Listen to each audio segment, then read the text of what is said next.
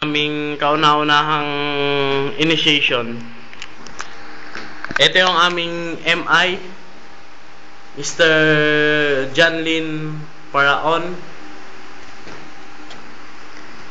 Ito yung aming co-founder, Mr. Joven Gragasin. Itong kauna-una naming saling miyembro. Blah blah blah. Blah blah. Ay si Mr. Kwan, Mr. X. Oops. Ano masasabi mo? Ay, hindi ka pala pwede magsalita. Simulan na. Katagal. Oops. Ay, sablay. Kalakas. Practice lang. Kalakas.